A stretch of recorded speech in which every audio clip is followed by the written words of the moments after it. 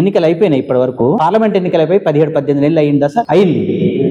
Second phase ఎన్నికల్లో ఇంతవరకు ఓటర్లు ఎంతమంది ఓట్లు వేసారో ఫైనల్ గా రిపోర్ట్ ఇంతవరకు ఇది. సెకండ్ మొత్తం 7 ఫేజ్లు కదా, 7 ఫేజ్లు ఎన్నికలు పెట్టారు. సెకండ్ ఫేజ్ ఇంతవరకు అంటే సెకండ్ ఫేజ్ లో జరిగిన ఎన్నికల్లో ఎన్ని ఓట్లు పోలేదు, రిపోర్ట్ లేదు ఇప్పటి వరకు. అంత అయిపోయినాక దేశవ్యాప్తంగా 5.5 కోట్ల ఓట్లు పెరిగినాయి. ఒక ఏపీలోనే 13% ఓట్లు పెరిగినాయి. అంటే వేసిన ఓట్లు చక్కగా మనం వేసిన గుర్తుకే పోయేటట్టు లేవు. మనం ఏ గుర్తుకేస్తే ఏ గుర్తుకు పోతాయో తెలియదు. చాలా మంది చెప్పిండ్రు కదా, వైర్ పత్రికలో కూడా మనం చూస్తున్నాం, ప్రయోగాలు చేసి చూపించారు. మరి ఈవీఎం పెడితే ఏ గుర్తు ఫోన్ జంప్ అయినట్టే ఓటు జంప్ అయింది. అసలు ఓట్లు వేసిన వాళ్ళు ఎంతమంది ఎట్టేసిరో కూడా తెలియదు, అది పక్క పెడదాం. అంత అయిపోయినాక 7-6 ఎన్నికలు అయిపోయినాక తెల్లారి 11 13% ఓట్లు పెరిగినాయని ఎట్లా చెప్తావు? ఎవరికి ఓటర్లకు వీడియో ఇవ్వద్దు, ఫోటోలు ఇవ్వద్దు. నిన్న ఉపరాష్ట్రపతి ఎన్నికల మాత్రం అందరూ వీడియోలు చూడొచ్చు. 5 కోట్ల ఓటర్లు పెరిగిన ఓట్లతో గెలిచినాయి 79 నియోజకవర్గాలు. ఆ 79 నియోజకవర్గాలు బీజేపీ గెలవకపోతే ఎలక్షన్ కమిషనర్ ఆయన తెచ్చి పెట్టుకున్నాడే 29 దాకా ఉంటాడట. వానికి దేవుడు రాముడు కాదు